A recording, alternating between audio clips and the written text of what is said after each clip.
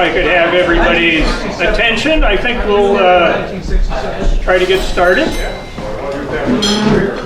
Appreciate everybody joining us for this holiday party at Rhinecliff. We were in Rhinecliff last month and glad to be back. On your tables is a small flyer about some events at the County Historical Society, and just like to point out, in case there aren't enough flyers at your table, the events that's promoting. Sunday, January 26th, Bill and Melody, who actually is over, raising her hand over there with her glasses on top of her head, at Kuneen Hackett Arts Center in Poughkeepsie. 2020 Focus, Women's Voices and Talents in Dutchess County. You're hearing a preview of that this evening.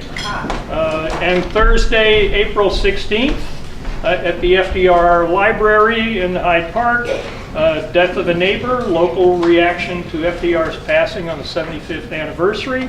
That'll be done by Michael Dolan, who's the Vice President of the County Historical Society.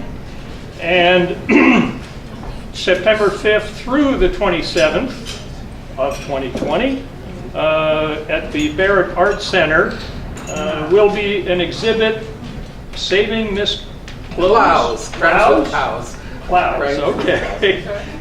Restoring the Works and Legacy of Caroline Clowes. So, I now would like to introduce our speaker of the evening.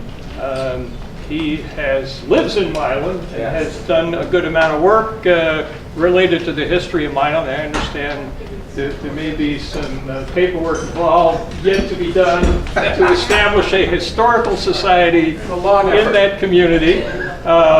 Bill has also served on the board of, I see Claudine and Chris there, of the Red Hook Historical Society, erstwhile, what was that name of that historical society? Yes. Oh, Egbert Benson. Egbert Benson Historic. Was it Egbert Benson when you were Yes. Yeah. Well, originally, yeah. But congratulations on the growth of your organization. And but Bill is best known to most of us throughout the county as, for the past 3 years, the board of the County Historical Society chose him 3 years ago as their new executive director. And he's been doing a terrific job getting around to the various communities in the county, probably spending more time than he should in Rhinebeck, but we're very happy to have you here as often as we get you. You've helped us out a lot in the project over at the Rhinebeck Reformed Church. We've been involved in working on the archives over there, and Bill has been a help to us there as well. But he's here to talk about another project that he's involved in, county's involved in, and Bill, the floor is yours. Bill Jeffway.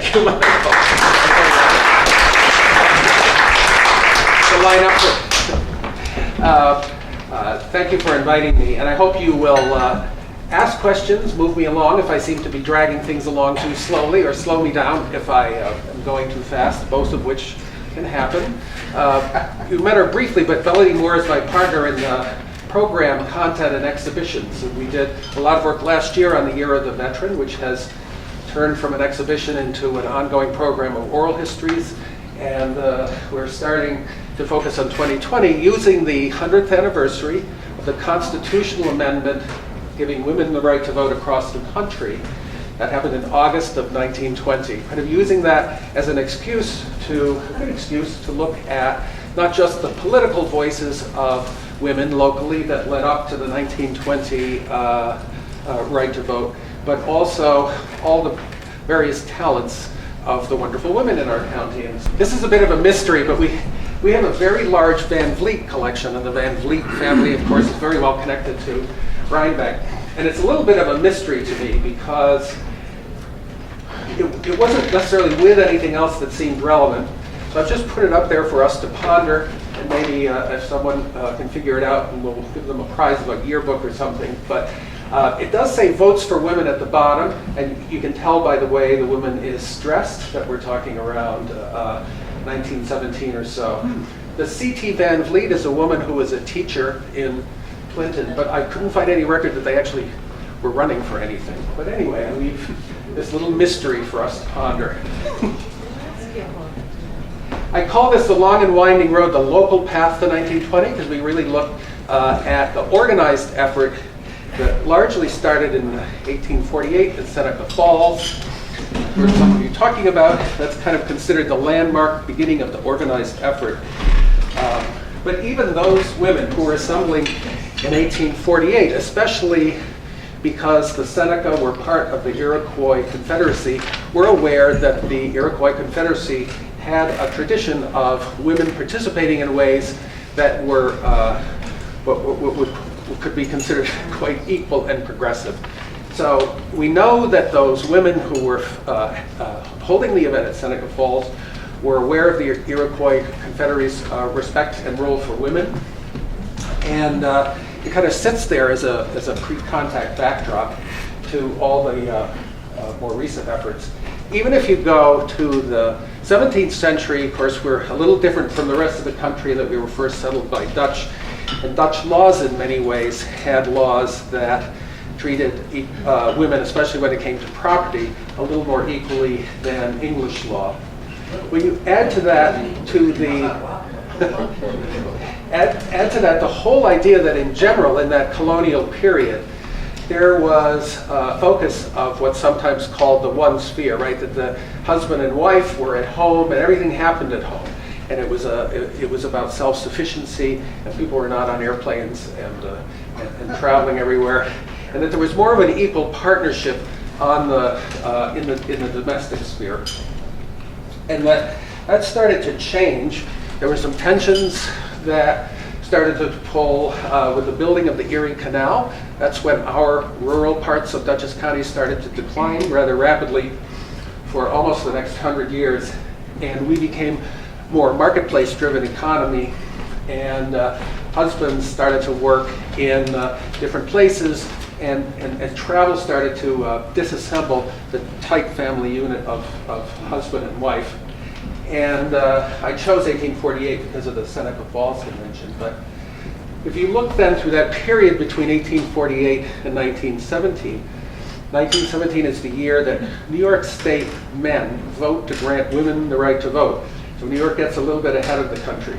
And in that period, you have the industrial age and what you could call its consequences. The extraordinary thing to me about looking at the suffrage issue, and I've done so with the help of Melody, I've done so with the help of Sandra Updike, professor at Vassar, and with Sally Dwyer McNulty, professor at Bard. In looking at this particular period, you have a variety of different motivations for one end. There were people arguing that the patriarchal church was part of the problem that needed to be fixed, and therefore we needed women's suffrage.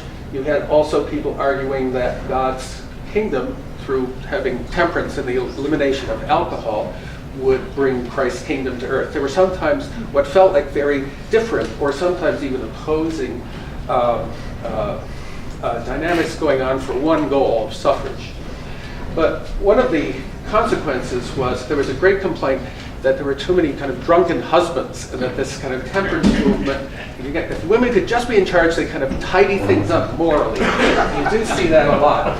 And anyway, but really the thing to push it over the edge. So in 1917, of course, in April, the U.S. declares war. By November, men vote to allow women to vote in New York State.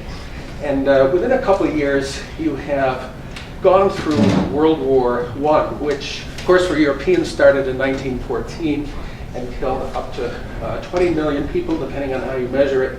But it's considered the collapse of the old dynastic rule of the men in the room, the Kaisers in the middle and the back, who kind of caused the trouble.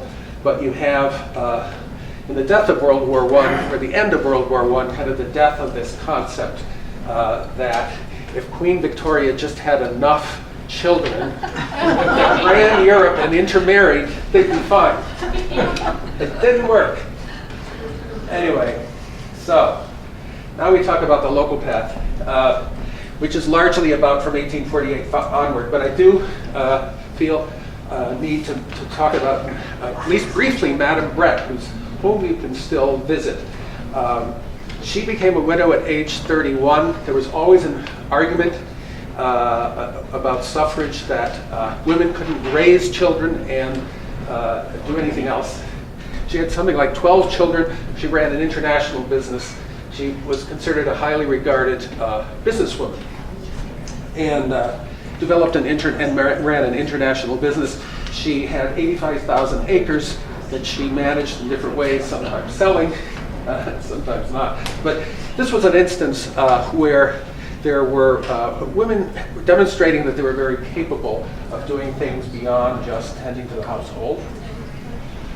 I have a lot of respect for Mother Ann Lee, a Shaker, who was from Albany, but she was very strong in her religious belief that we should be pacifists and not have war, which was fine at first. When she was kind of saying this quietly, she began to talk to more and more people about her pacifist views, persuading them not to engage in war. There was this thing going on called the Revolutionary War, and they decided that she was treasonous. And you know what you do with troublesome women who just persist, right? So they decided too hot to handle.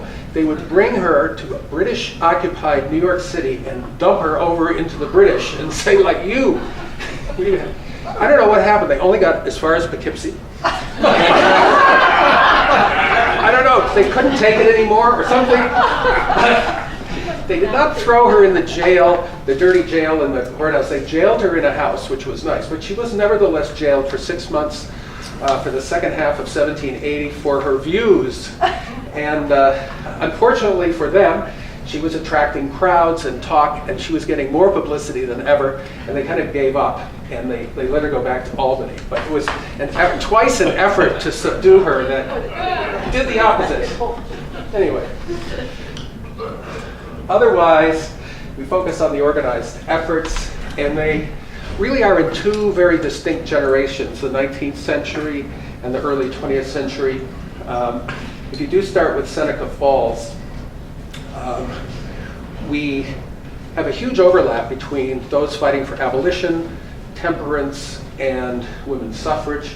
We have Stanton and Anthony propose a constitutional amendment that would grant women the right to vote, something that takes 50 years to happen. But the Civil War, of course, interrupts. And it's perhaps interesting that in 1870, after the cost of the Civil War, nationally, black men of color, are able to vote by 1870 through constitutional amendment. And so there's suddenly great progress for black men. Of course, there are a million ways they are inhibited from voting, but technically, constitutionally, they have the right. And we see a tiny little step in 1880, and there is the New York History Journal, this current issue, has a wonderful article about the women's school vote in 1880, when the state allowed women to vote in school elections.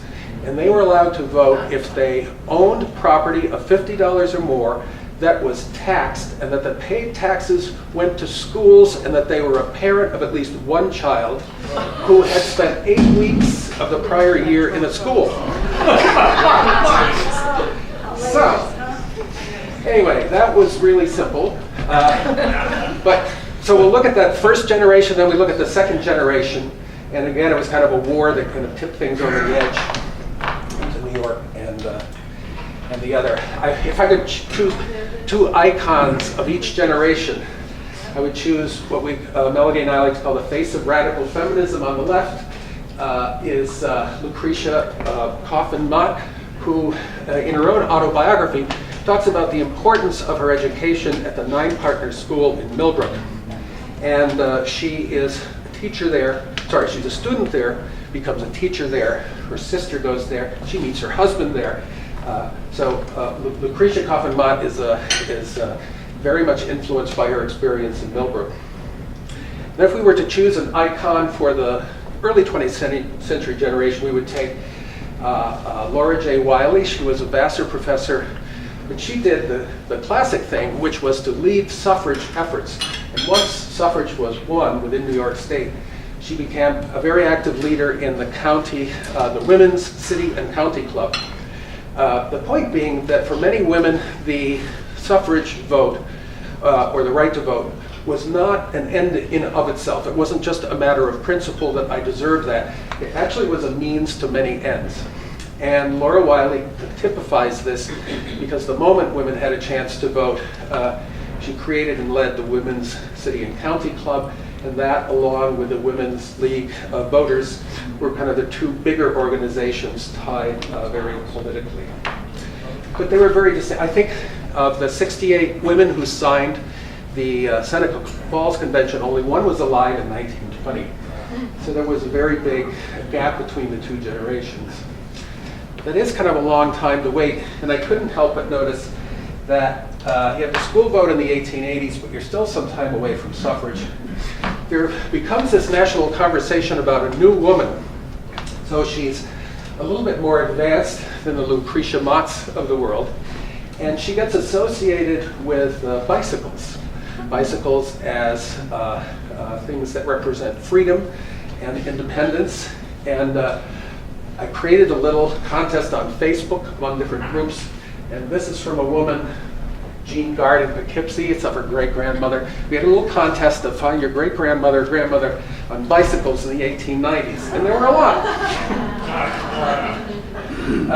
Anyway, I'll talk about that in a moment. One of the distinct things about Dutchess County is that it had a lot of coeducational schools, and not just coeducational, but excellent ones. One, I already mentioned the Quakers, Nine Partners Boarding School, the other being the Amenia Seminary, which was Methodist.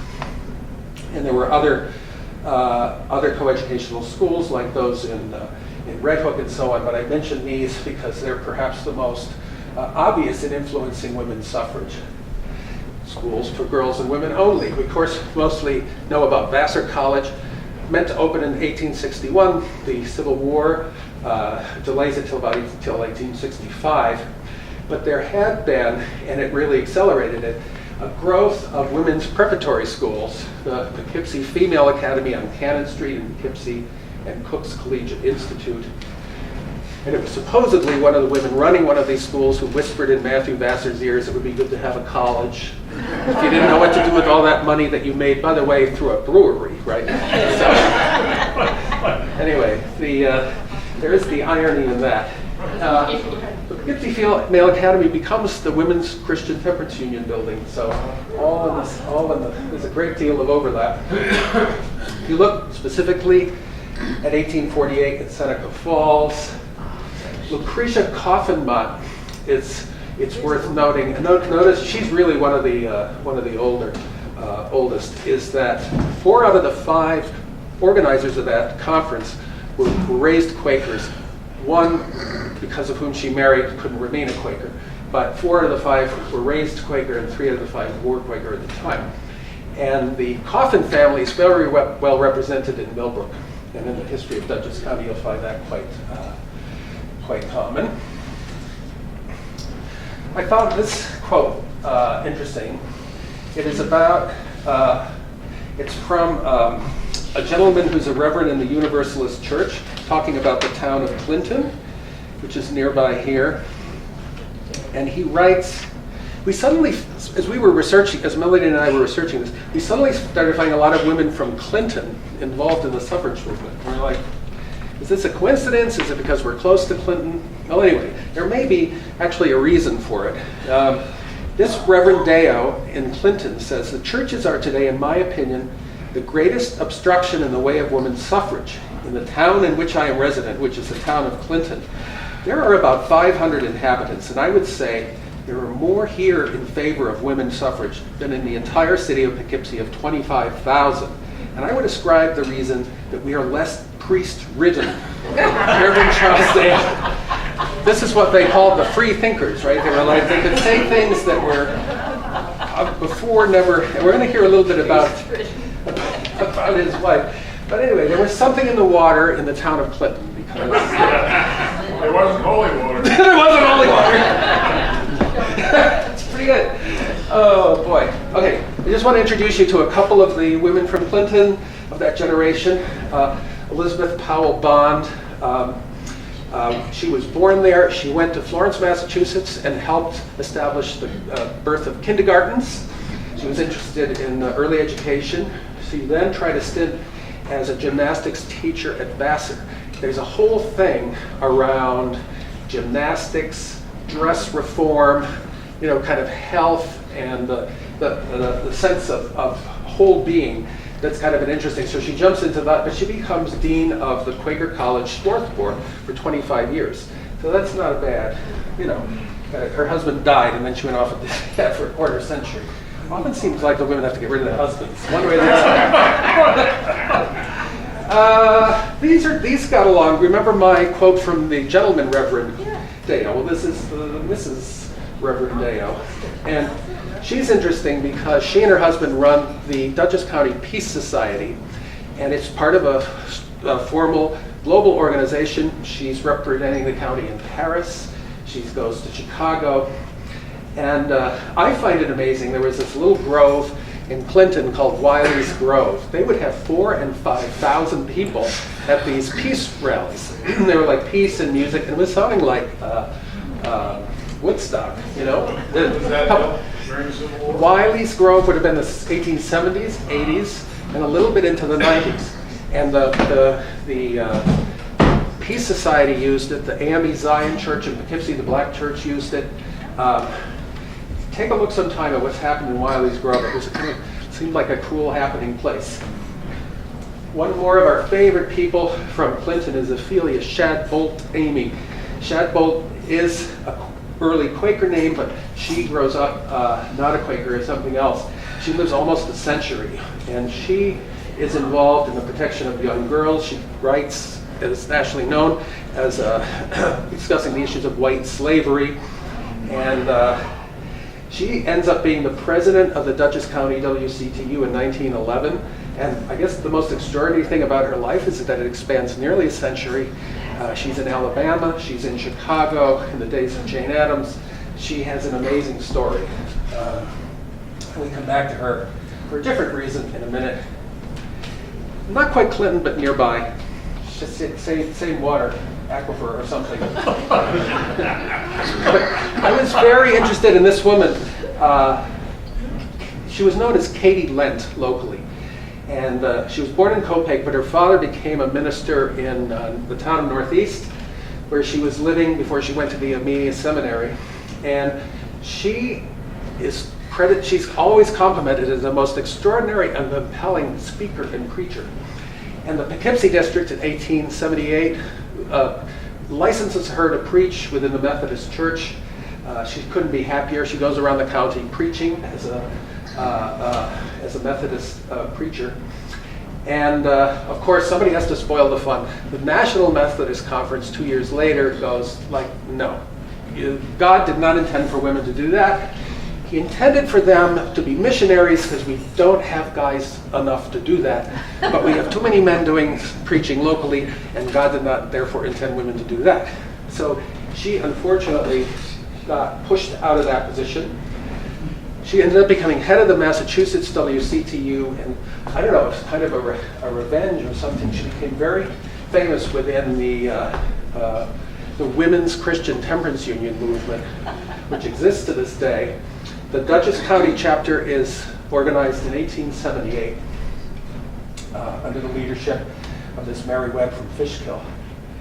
But this Catherine Lent Stevenson kind of gets back at everyone by writing the song that becomes the anthem for the White Ribbon Movement. And she took the tune from Stephen Foster, which was Old Black Joe, which is kind of ironic. She took that tune and rewrote words about how the White Ribbon Movement and women's suffrage and temperance will bring Christ's kingdom to earth. And this became so catchy that it was sung. You read about it being sung in London, it was sung in New Zealand, it was sung all over the world. And she becomes kind of a global ambassador. Here's where she went. Hawaii, Japan, China, Australia, New Zealand, India, Burma, Ceylon, Egypt, Palestine, Greece, and Italy. Imagine in the 1890s, the early 1900s. Okay. We talked a bit about the Millbrook School. We talked a bit about the Amenia Seminary. Last but not least, Vassar in 1865. It's very interesting. Michael mentioned that we're doing an exhibition of a woman's work. She was a landscape painter at Hudson River School style, local animals from LaGrange. She was of the age in her 20s when Vassar was formed, and she made all these relationships with Vassar professors that had been brought in. Frederick Rondell had been brought in by Matthew Vassar to do certain paintings. Henry Van Ingden had been brought in to set up the art department. And Vassar very much sees her skills, and even though she doesn't go to Vassar, she participates in the community and elevates herself to national recognition. This does not happen with politics. They very specifically wanted to keep what they considered any question about suffrage out of the conversation. And so Vassar's founded and opened in 1865. And I find it interesting that Matthew Vassar goes to everything in 1868, all the commencement exercises, but he misses the talk by this Anna Dickinson. Anna Dickinson is another Quaker. She was nationally known for a talk called Idiots and Women because New York State had a list of people who could not vote. And you guessed it, it was like the insane and the idiots and the criminals and women. And so she asked people to think about what that meant. And Matthew Vassar, for whatever reason, was not able to make that. And then he died a couple months after. So that was the end of that. But it really was silent at Vassar. There was no, you had Mariah Mitchell getting involved in efforts around women's intellectual advancement, but nowhere near political discussions. I'm going to see how we're doing on time. Oh, perfect. Anyone asleep yet? Anyway, so Vassar's going to go a little bit quiet, and we're left with this crazy 1880 vote, right? There's one other layer that I didn't explain. It's designed for countryside and towns and not cities because of the way cities are chartered. So you just end up with nobody knowing exactly who can vote or what's going on. But it does do a couple of things. Because you have, this was the criteria for, women that I talked about before. I put a picture of the Rhinebeck Gazette up because a lot of this comes from the Rhinebeck Gazette. Plus, it's just a nice picture of the Rhinebeck Gazette. But everyone's relying on the Rhinebeck Gazette to tell them things.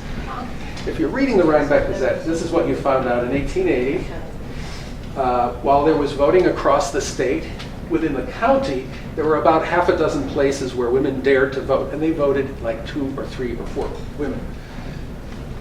One of them was Coffin Summit. That's now called Oak Summit, and that was the family of Lucretia Coffin DeMott near the Nine Partners boarding school.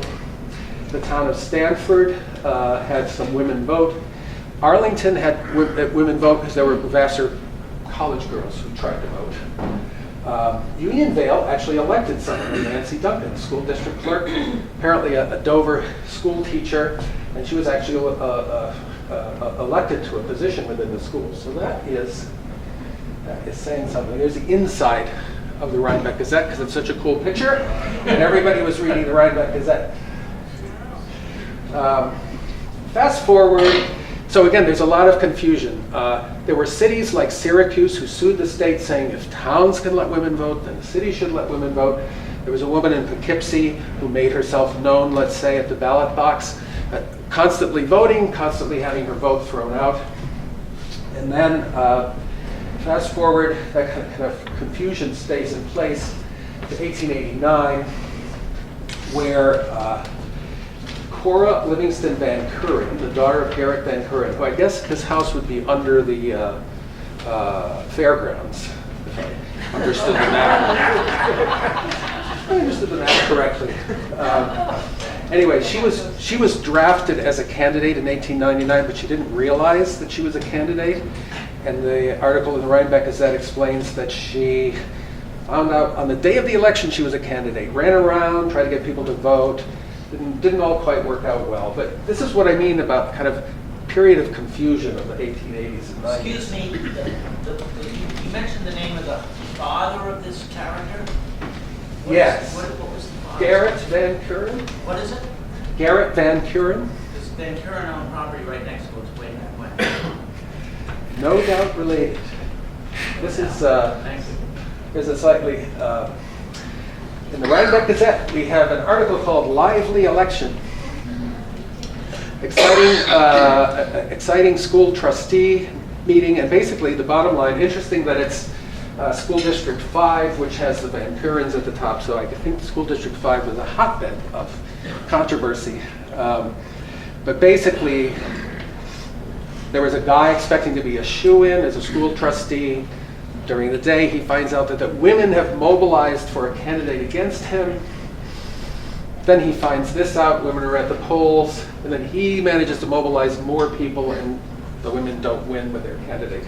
So there's all this drama in School District 5 in Rhinebeck, but outside of that, it's not a very satisfying solution for women who wanted suffrage and a real role in things. So I just have to touch on, as we're going chronologically along now and slipping into the 1890s, Frances Willard was the president for quite some time of the Women's Christian Temperance Movement. And in 1895, she writes a book called How I Learned to Ride the Bicycle, A Wheel Within a Wheel, with some reflections. And then what I like about it is she has these stages of illustrations where men are helping her try to stay stable, and then women are trying to help her stay stable. And then she gets her confidence. And I love that under the last one on the right it says, "At last," with the man in the back, in the dusk. Anyway, I like this fun there. It's quite fun. And then this was some of the result of our Facebook social media posting. So some upper left, Rhinebeck, Historic Red Hook had a good deal of them. Locust Grove submitted some. And anyway, keep an eye out for grandmothers and great-grandmothers on bicycles, because we'll have a little exhibit of grannies on bicycles. But it's kind of interesting that I think the fact that Frances Willard kind of institutionalized or made very clear that the bicycle was a symbol of more than just getting from point A to B. Isn't that because women could not ride horseback? Because their skirts would not hang out? They could ride a side saddle. They could. I'm sure, yeah, no, I think that was part of it. I suppose a bicycle, yeah, I mean, a bicycle, more people could have a bicycle perhaps. That's also part of it. For many reasons. Okay, we're in the last lap to suffrage in 1918 and suffrage in New York. And there's kind of a landmark from a county perspective meeting in 1910 of what's called the Equal Suffrage League, and it's led by Laura Wiley, the woman we portrayed earlier. And you can kind of consider 1910 the kind of beginning of a concerted effort to get suffrage, not in New York, but just nationally. And then you see names here of women like Anna Daly, who will become candidates later. So consider 1910 the start. And professors of women's history tell me that the reason they think this period was so successful for national suffrage, and it's true in Dutchess County, is that while there was a kind of antis effort, and I'll go over that a little bit, you really finally had a concerted effort among the elite river estate people. Vassar College finally gets a voice in this. Women of color, we talk about, and not as influential as they should be. And then working class, in terms of we look at parades and pageants as a way to reach a broader audience. But that the effort from 1910 to 1920 was really a consolidated, coordinated effort along all of these paths. We have to first go through the humbling experience in 1915. There is a referendum, and the men vote no, that there should not be the right for women to vote in New York State. And it goes nowhere. The anti-group involved a lot of the elite river estate people. There was a concern on their part that if you gave all these working class people, all these working class women to vote, God knows what would happen. So it's not surprising, perhaps, when you see an ad that's encouraging people to vote no on suffrage, that you find Mrs. James Roosevelt, FDR's mother, and J.R. Roosevelt, FDR's half-brother. It's interesting, at this time, FDR as a state senator was technically saying he was for suffrage, but I don't know what dinner was like with his mother. So, and you go through that list, and it's Mills and Morgan and Landon and lots of names. World War I. Oh,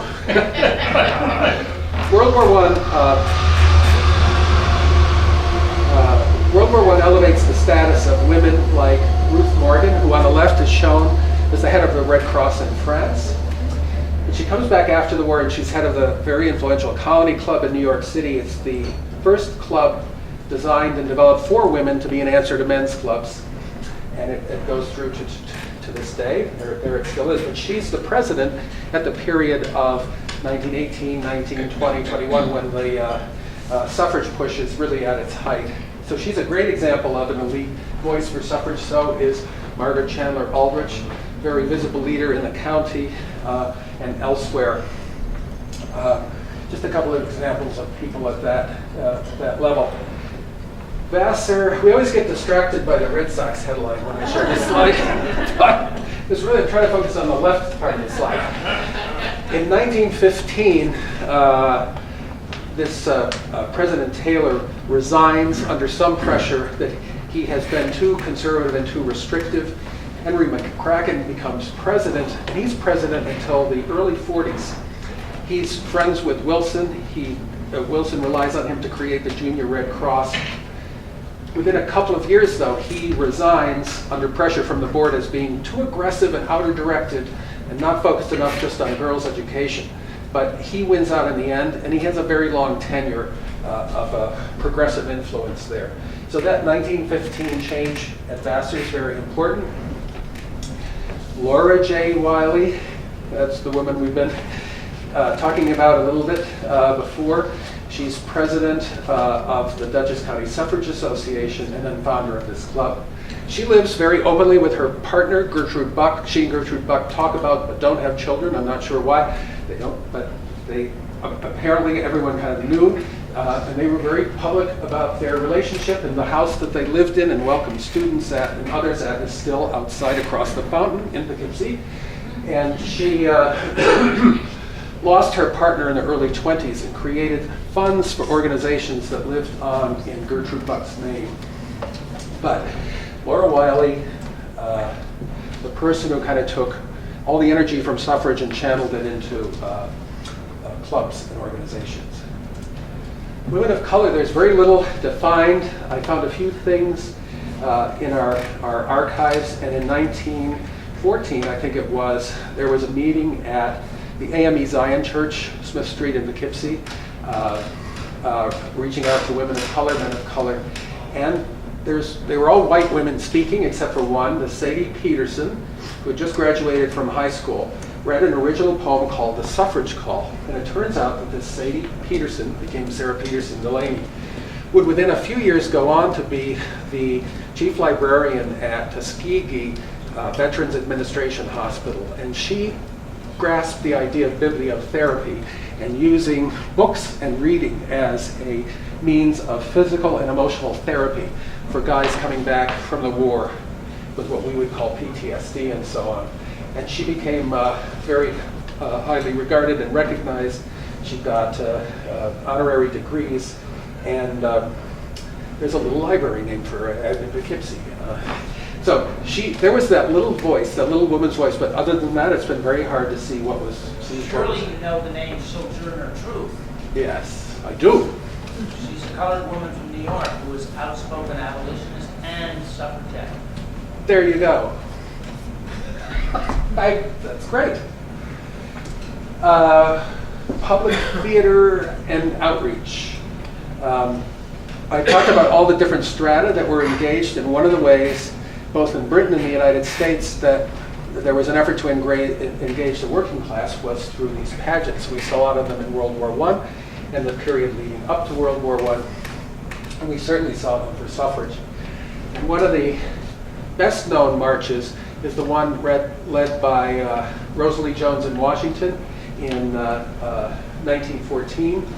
And this was like a trial run in the county. She decided, God bless her, in the last 2 weeks of December, to lead a march from New York City to Albany to petition the governor. That was,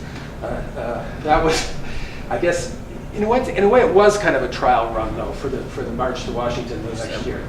So over a 2-week period, they leave New York City. They stop in Fishkill, they stop at Wappingers Falls, and they stop in Poughkeepsie, and then they stop in Rhinebeck. And there's a big deal made that when they're at the Beekman Arms, that she sits in the chair that George Washington sat in and reviewed his troops, and here was General Rosalie Grier. You know, all of this coverage is sometimes said kind of mockingly, like you can read it two ways. And so they were kind of covering their bases, I think. Like, for those who thought it was silly, you could say they were mocking her. For those who thought it was serious. So it was a transitionary period. They stay in Upper Red Hook before they go on, and they do ultimately get to Albany with very tired, sore feet. But that's a great example of a kind of a very visible parade that went through Dutchess County. And then this is a picture of Amelia Field Day. There were pageants of suffragists representing the states that had already achieved women's suffrage. They were all in the West. New York State was the first state east of the Mississippi. All the Western states were kind of getting with the program, but not east of the Mississippi. Anyway, the women who performed at Amelia Field Day also performed in a 4th of July parade in Poughkeepsie. How we're doing on time. So you have all this energy and all the strata of society working. You have World War I colon, or the World War at the time, in April. And I found this kind of interesting. Maybe I'll show you the picture first. But the governor, as part of the war effort, created a defense council at a county level. And they, in turn, had to turn around and create ones at town levels. And you'll notice 2 women there. There weren't always. It started out as all men. And then, almost like an afterthought, the governor wrote that they should include 2 women, one from the National League for Women's Service, which in Dutchess County was tied to the YWCA, and a representative from the Women's Suffrage Party. And that's why you see the 2 women that you did. What I love is that the county turned around and wrote to town, so this is a memo to the town of Milan, and the supervisor saying, explaining all the things they need to have for their defense council in the town, and it ends by saying, and maybe you probably should have at least 1 woman. And I just thought, kind of an interesting way to put it, almost like an afterthought. What happened was that women, like the Dr. Kimball on the far right, who was an assistant physician at Vassar, ended up really shining. So she becomes famous for being the only woman in New York State who operates the military census. In 1917, they wanted to know all of the men, the women, and other resources they could mobilize. And she is the only woman in the state to be operating it at a county level. Of course, all the clerical stuff's done elsewhere by women. And she's the first to turn the report into the governor. So she becomes the bee's knees. And this, in terms of, sorry, there's a little out of order. You remember the, we talked about the woman, Ophelia Shadbolt, Amy. We received, kind of out of the blue one day, as you sometimes do, we were talking about this with the Rhinebeck Historical Society, this wonderful book that was dedicated to a grandmother from Nina McCulloch. And it turns out the grandmother in question was the woman I was talking about earlier. So this was just 2 years ago. We got out of the blue, like just in time for the anniversary, a book of photographs and poems written by a granddaughter to her grandmother, Ophelia. and it's maybe 20 pages long, and talks about how she used to love to visit her grandmother, and that her grandmother inspired her to greatness. And we're like, well, who's the granddaughter? And it turns out, just the way this showed up in the mailbox unannounced, I got a call from the Eastman Museum unannounced saying we've discovered a film from 1917. And it's a 4-minute film, and it has people we think are from Dutchess County. Can you figure out who they are? So I start digging, and oh my God, it's the granddaughter who's in the movie. And we're still working with Eastman Museum to be able to have rights to show you the little movie, but I can show you stills. And the interesting thing about it is that it's an example where Nina McCulloch Mattern, as a young woman, was working very hard for suffrage, and the World War came along. And what she did was create what was called a suffrage war service. So Nina's in the car there. She would drive out to farms and train housewives and farmers' wives on how to can food. And that's why the movie's called Kingston Canning. It's a 4-minute training film. But it's a wonderful example. It'd be nice when we can show you the movie of how a woman took her suffrage efforts and supported the war at the same time. And this is just to run very quickly. This is one of the reasons the war pushed it over the top, right? The Defense Committee, there's pressure for food for Europe, for here. All the young men are fighting in Europe. They need women in the fields, and they need tractors. The county Defense Committee's first thing is to buy a tractor. And then you see women on the tractors. This is a picture of a Vassar College girl on a tractor. That is a tractor. That's not like my mower. They suddenly, in Poughkeepsie, they find they need women trolley line drivers. And then imagine this, the Laval factories employing women. They're even employing women of color in local factories. This is a De Laval factory again. We need a policewoman. This was part of the morality crusade. So suddenly women are doing all these incredibly different things and doing it successfully. Wilson ultimately caves after not having been so supportive about it. He comes out very publicly for suffrage. And at least in 1917, New York says yes to allow women to vote. And they can vote in every election. If they can vote, they can vote. So that means they vote in presidential elections, congressional elections, all of them. And that's the November vote empowers them for 1918. New York State votes for women's suffrage. Of course, Dutchess County doesn't quite. It kind of wanted to, and it got very close, but it really couldn't quite. But just like the state, there was a huge wedge of no opinion people. And I was surprised by that. But that happened on a statewide level. But here, number 1, no, number 2, blank. Yes, so a difference of 600 vote, 10% difference. Okay, women in New York get the vote. Like I said before, it was a means to an end, not just a right in and of itself. They spent less time worrying about the rest of the country and more time worrying about the county of Dutchess. And in that period between 1918 and 1920, you begin to see some interesting things happen. I'm sorry, we've suddenly jumped to 1920. If you read the Rhinebeck Gazette, you would know that Mrs. Jane Sheep was the first-time voter. She was age 83 when she finally got to vote. I guess this was in 1920. I'm sorry, that's slightly out of order. But so little exciting things like that. I'm sure that was pretty cool for her. She could talk about crossing the generations, right? The result of the 1920 election is very interesting because you often read in the paper that people would go home. You'd be on the street trying to hear something.